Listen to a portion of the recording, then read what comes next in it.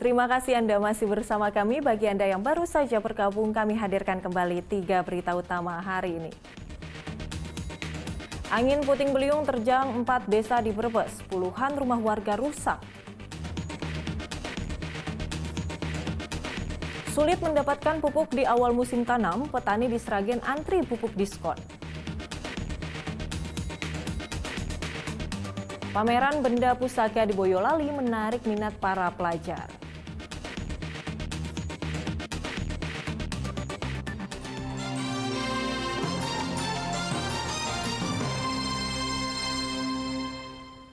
Berkunjung ke Kota Semarang, Presiden Joko Widodo meresmikan sistem penyediaan air minum SPAM Semarang Barat. Jaringan layanan air bersih perpipaan berkapasitas 1.000 liter per detik ini mampu melayani 70.000 sambungan rumah tangga. Selamat sore, salam sejahtera bagi... Sistem penyediaan air minum atau SPAM Semarang Barat diresmikan oleh Presiden Joko Widodo saat melakukan kunjungan kerjanya ke Ibu Kota Provinsi Jawa Tengah Selasa sore. Dalam sambutannya, Presiden menilai Kota Semarang menjadi contoh baik dalam penyediaan air bersih, salah satunya melalui skema kerjasama kolaborasi pemerintah pusat, daerah, dan pihak swasta. SPAM Semarang Barat yang merupakan salah satu proyek strategis nasional menelan anggaran 870 miliar rupiah. Kota Semarang merupakan contoh yang baik dalam pengelolaan air. Air bersih maksud saya. Karena KPBU yang ada di sini ini dibangun dengan total anggaran 870 miliar rupiah. Anggaran pusat itu 329 miliar, kemudian pemerintah daerah 124 miliar dan swasta sebesar 417 miliar rupiah. Tapi yang kita lihat, proyek ini sehat karena sambungan rumah tangganya sudah lebih dari 60%.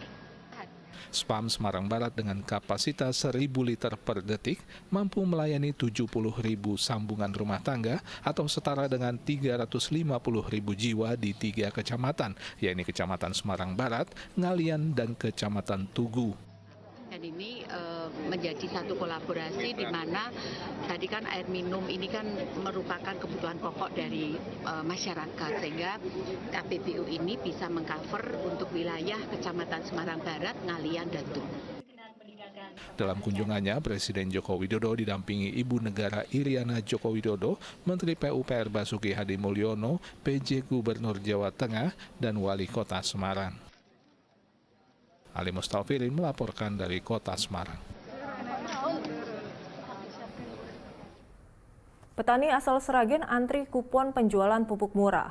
Mereka terpaksa antri karena saat ini jatah pupuk subsidi mereka dikurangi separuhnya. Dan untuk mendapatkan pupuk non-subsidi juga tidak mudah dan tentunya tidak murah.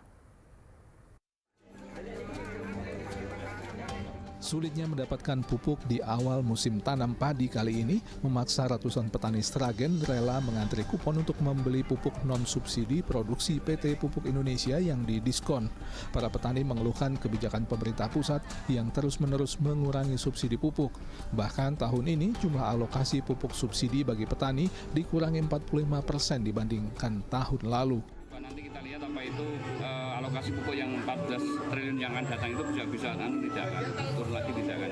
Kalau ini pan turunnya sudah ini tahun ini itu alokasinya turun 45% dari alokasi biasanya. Luas lahan kita kan 43.000 hektar ya.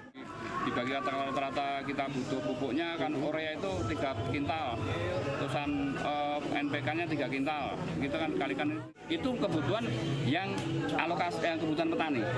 Tapi alokasinya kan tidak ada seperti itu.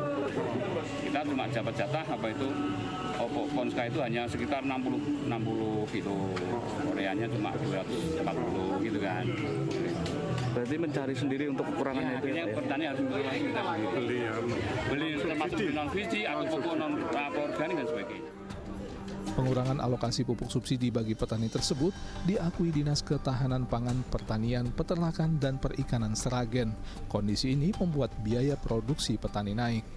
Kabupaten Sragen tahun 2024 ini dibanding tahun 2023 memang untuk pupuk subsidinya berkurang sekitar 50-60% yang kami terima di 2024. Tentunya kalau misalnya tanpa ada tambahan pupuk subsidi, petaninya ya agak kosnya lebih besar lah dibanding dengan menggunakan pupuk subsidi. PT Pupuk Indonesia, produsen pupuk milik negara, mengalokasikan 5.000 kupon pupuk murah bagi para petani di Sragen. Untuk petaninya 5.000 Mas. 5.000 kupon ya Pak? Ya, 5.000 kupon. Kami harapkan 5.000 ini bisa diserap semuanya, karena kemarin ada beberapa kabupaten yang nggak sampai 5.000. Mengambil data dari Kementerian Keuangan, kesulitan petani untuk mendapatkan pupuk bersubsidi tersebut adalah akibat kebijakan pemerintah yang terus mengurangi besaran subsidi pupuk dalam anggaran pendapatan dan belanja negara tiap tahunnya. Dari data tersebut, pada tahun 2019, anggaran subsidi pupuk mencapai 34,3 triliun rupiah. Namun 4 tahun berikutnya, anggaran subsidi pupuk terus menyusut menjadi 31,1 triliun rupiah di tahun 2020, 27,2 triliun rupiah di tahun 2021, dan kembali menyusut menjadi 25,3 triliun rupiah di tahun 2022 dan tahun 2023. Pemerintah dalam 5 tahun terakhir mengurangi subsidi pupuk dari 9 jenis menjadi hanya 3 jenis dan peruntukan subsidi dari 36 jenis komoditas menjadi hanya 9 jenis komoditas. Kebijakan pengurangan subsidi pupuk inilah yang menyebabkan para petani kesulitan mendapatkan pupuk bersubsidi. Heri Prasetyo melaporkan dari Sragen. Ratusan siswa SD di Boyolali antusias melihat pameran benda pusaka yang digelar pemerintah kabupaten. Bagi siswa, melihat benda pusaka berupa keris, belati, dan tombak peninggalan nenek moyang menjadi pengalaman baru.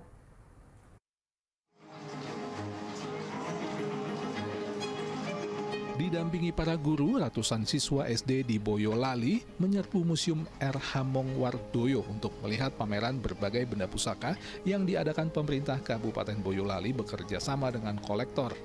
Para siswa terlihat antusias melihat satu persatu benda pusaka yang dipajang di meja maupun etalase.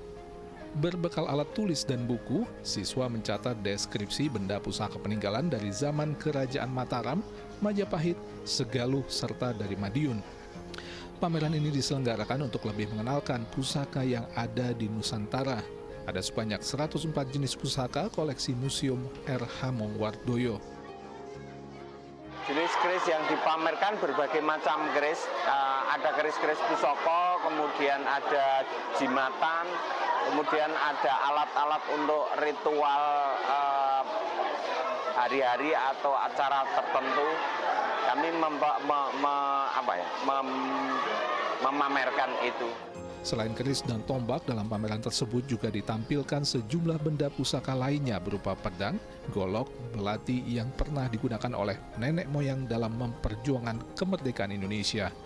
Bagi siswa, melihat langsung dari dekat benda pusaka merupakan pengalaman baru, karena benda pusaka saat ini sudah langka dan hanya segelintir orang saja yang masih menyimpannya. Iya, banyak banget. Aku sampai bingung nulis yang mana dulu gitu loh. Setelah kamu melihat apa sih yang kamu dapatkan? Aku tuh kayak, wah banyak banget ini gimana ya cara ngoleksinya gitu. Aku jadi kayak dapetin pengawasan baru gitu loh. Terkait apa? Ada baju adat, terus ada peninggalan-peninggalan. Pameran benda pusaka merupakan upaya untuk mengenalkan warisan budaya leluhur yang harus dilestarikan bersama. Sejumlah 104 dengan jenis ada keris, ada tombak, ada jimat yang itu merupakan warisan budaya leluhur yang harus kita uri-uri bersama, dan anak-anak wajib mengerti tentang sejarah dan tentang makna dari sebuah pusaka. Melalui pameran benda pusaka diharapkan dapat mengedukasi para siswa dalam memahami sejarah benda pusaka. Pameran ini digelar dari tanggal 17 Januari sampai 27 Januari 2024. Yulianto melaporkan dari Boyolali.